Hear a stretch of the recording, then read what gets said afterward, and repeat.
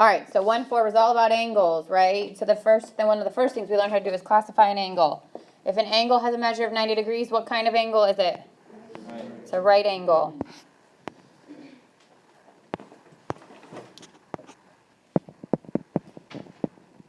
If an angle has a measure of 62, acute, and 119, obtuse.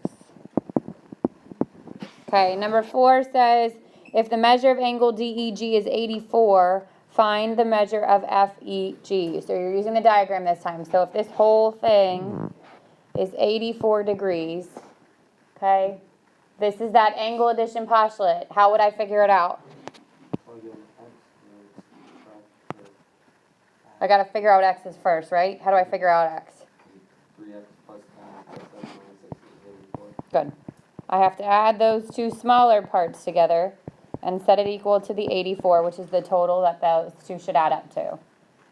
Everybody with me so far? Yeah? Okay. So then combine my like terms.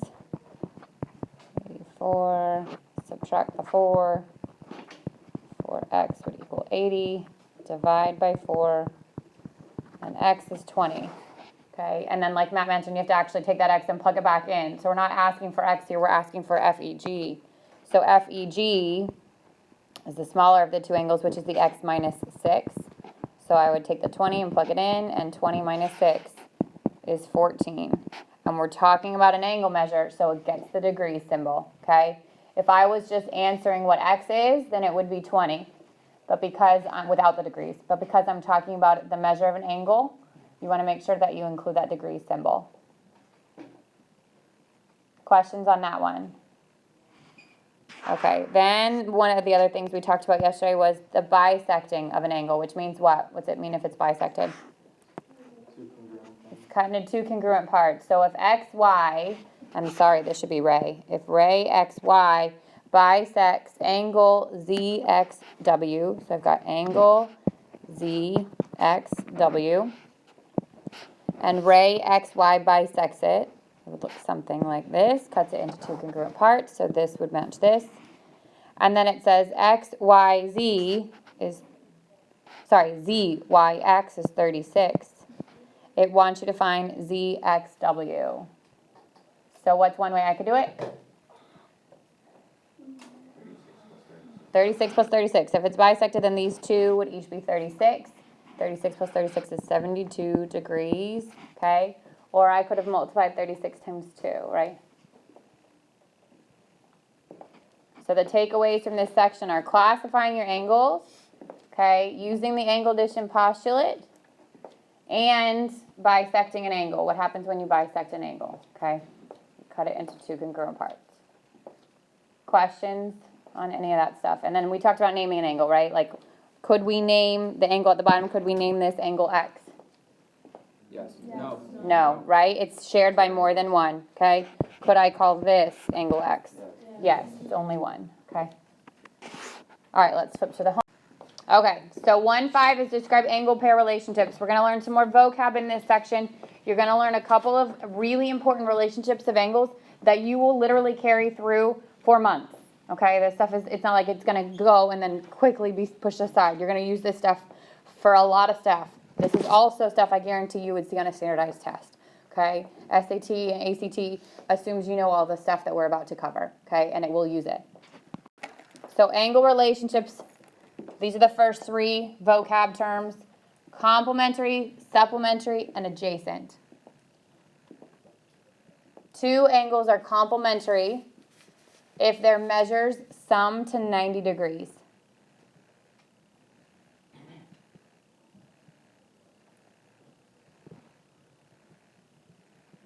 Supplementary is two angles whose measures have the sum of 180 degrees. So complements 90, supplements 180. Think C comes before S and 90 comes before 180.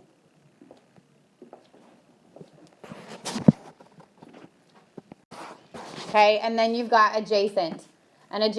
Two adjacent angles would be angles that share a common vertex and side but have no common interior points, meaning they cannot overlap. Okay, so on the left there, These are both complementary angles. So it would appear that if I push them up against each other, they would add up to 90 degrees. Okay, that's how you would know they were complementary. These first ones have the little mark showing you that they are 90 degrees. And these are adjacent. So they both share one side, but they do not overlap. They're outer to, like the angles go next to each other instead of overlapping.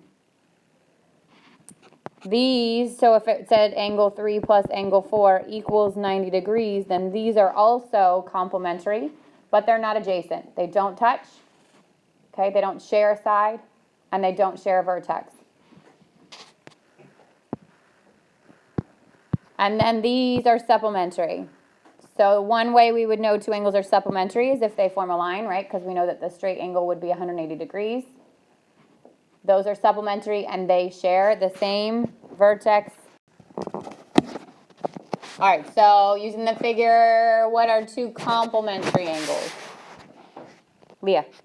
Angle BAC and angle RST. Good. BAC or CAB, you could have named it either way, and angle RST or TSR, right? 32 plus 58 are going to add up to 90 degrees, which would make them complementary. Okay, how about supplementary angles? Madison. Angle DAC and angle RST, two angles that add up to 180 degrees. Good. And adjacent. What two angles are next to each other sharing a vertex and a side? Angle DAC and CAB. Good. DAC and CAB. Questions on any of those?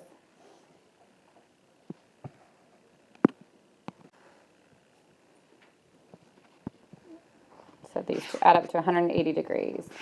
4x plus 8 plus x plus 2 equals 180 degrees. Combine my like terms. Subtract the 10 and divide by 5.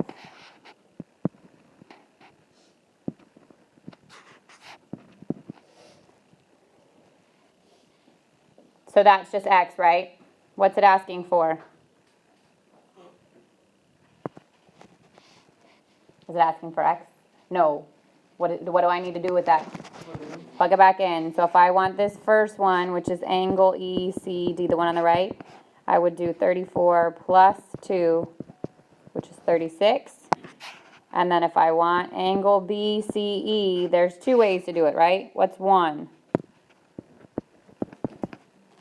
Where it is? Good. 180 minus 36 is going to give me one way. What's the other way? Plug it in. And the best thing you can do on a test with extra time is do both and check it, okay? So 4 times 34 plus 8 would be my other option.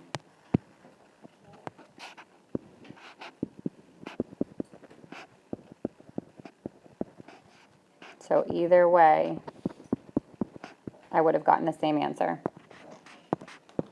And then again, make sure when you're giving an angle measurement, it has that degree symbol.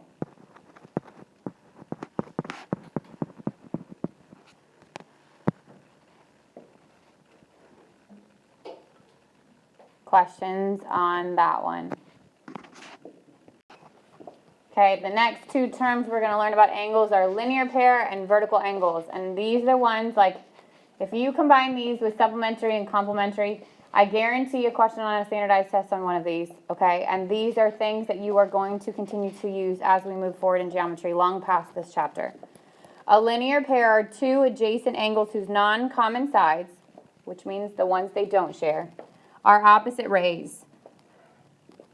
And what do opposite rays form? A line. So these are two angles that are adjacent whose outside sides form a line, okay?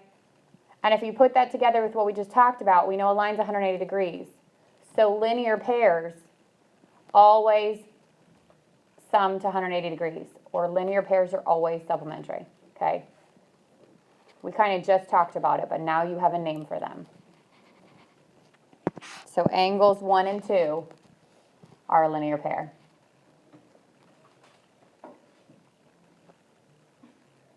And then vertical angles.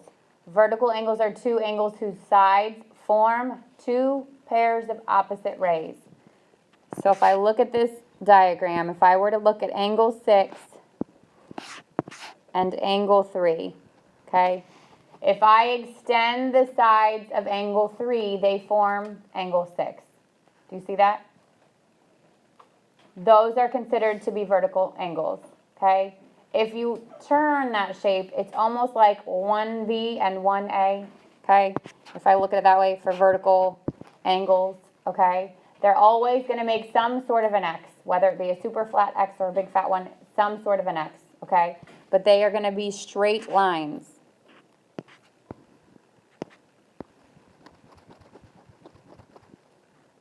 So if I were to take the sides of one on this one and extend it and make a third angle,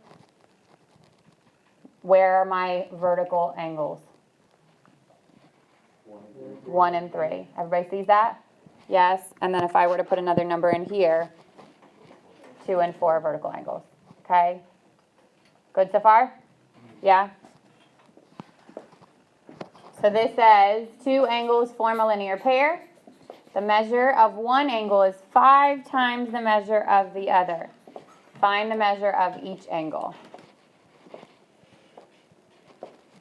So I've got my, woo, throwing stuff at you. I've got one angle. So let's say this. So example 4 says the measure of an angle is twice the measure of its complement, and then find the measure of each angle. So let's break this down because this tends to be the most confusing of the problems. It says the measure of an angle, which is an angle that we don't know anything about. So if I were to call this angle X, and then it says it's twice the measure of its complement. So if I was to ask you what the measure of a complement is, you should know that complements are 2 angles that sum to 90 degrees. So think about this in numeric form first. If I told you the measure of an angle was 20 degrees and I asked you for its complement, you would do 90 minus 20, and you'd get that it's 70 degrees. Now go back to in terms of a variable. So if the measure of an angle is X, then the measure of its complement would be 90 minus X. Now look at the relationship between these two. It says the measure of an angle is twice the measure of its complement. Twice is the same thing as saying 2 times the measure of its complement. So an angle equals 2 times the measure of its complement, which is 90 minus X. And then distribute the 2, add the 2x. I get 3x equals 180. Divide by 3, and x is 60. The question asks for the measure of each angle. So while this is the first one, so the question says find the measure of each angle. If this is the first angle, then the second angle is 90 minus x. 90 minus 60 tells me that the second angle is 30 degrees. So now let's check our work. Is this plus this 90 degrees? Yes, so they're complements. The second thing is 60 2 times or twice the measure of its complement. And since 60 is 2 times 30, I know it's right. Okay, so we touched on this a little bit yesterday, but this is what you can determine from a picture. Okay, there are some things you can conclude from a diagram and some things you cannot. Okay, for example, here are some things that you can conclude from a diagram. So just looking at a diagram, I could say that points were coplanar, right? If I can make a little a rectangle around them, then they would be coplanar. Okay, I could say something like A, B, and C are collinear because they all lie on the same lane. I could say that B is between A and C. Doesn't have to be halfway between, it's just in between them because it lies on a line in between A and C. I could say that line AC, ray BD, and ray BE intersect at point B, using that diagram. And I could say that angle DBE and EBC are adjacent angles. And I can say that angle ABC is a straight angle because it forms a straight line. And E lies in the interior of angle DBC. So if I drew DBC, E is in the interior of it. Those are all things that you can determine just from that picture. Okay? What you can't conclude for sure is that angle ABD is a right angle. Why not? It doesn't have the little right angle mark, okay? I can't conclude that angle DBE is congruent to EBC, even though they look like they're pretty similar. I can't conclude it. And because I can't conclude anything about the right angle, I can't say anything about complementary angles in this. Does that make sense? Okay? So in order for those things to be mentioned, you'd have to have marks like these. So we talked about it yesterday, but in order to show that two segments are congruent, you would see something like that. And that's not saying the lines are congruent. That's saying segment AB is congruent to BC. Can two lines be congruent? Or rays? No. Can you measure a line or a ray? No. Okay? You can say from this diagram that this angle is congruent to this angle because they both have one little arc. And now I can say that angle DBA is a right angle because it's marked. Okay? So be really careful what you assume from a picture. Okay. Oh, I'm sorry, Leah. Okay, so this one says use each diagram to solve for the indicated angle measurements. All right, so for the first one it says find the measure of angle EFH. What do we know about those two angles? Supplementary. They're supplementary. What are they called if I ask you what's the relationship between them? Adjacent. They are adjacent. What else could you give me? There's a special name for them. Linear. A linear pair. Okay, so all three of those things are correct. These are adjacent, they're supplementary, and they're a linear pair. Are they congruent? No. So do not set these equal to each other. When would I be able to set them equal to each other? If it says it was bisected. So if it said FH was the bisector of that angle, I'd set them equal to each other. You with me? Okay, or if you had little congruency marks, then you set them equal to each other. This is not that case. So for these, I'm going to add them up and set them equal to 180. So I'd get 5x plus 10 equals 180. Subtract that 10 and divide by 5. And then take it and plug it back in. So 34 goes back in to EFH.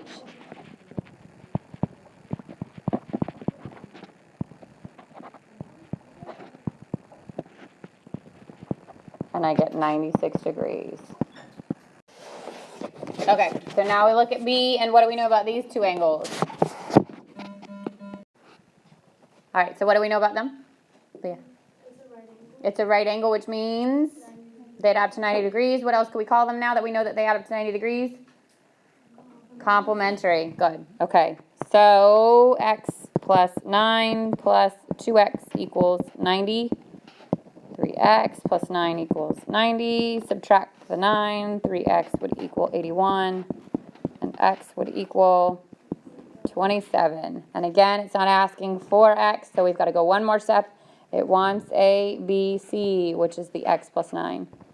So if I take that 27 and plug it in, I get 36 degrees. How many of you got it right? Good. Questions overall on angles? So the good news is you've learned everything you need to know for your test, okay? So the test is Tuesday, remember.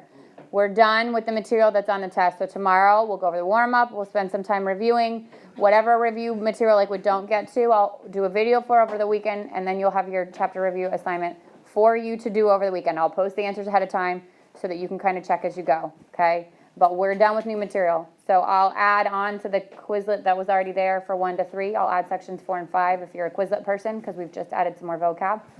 And that will be in the review assignment, and it will be on iTunes too, okay?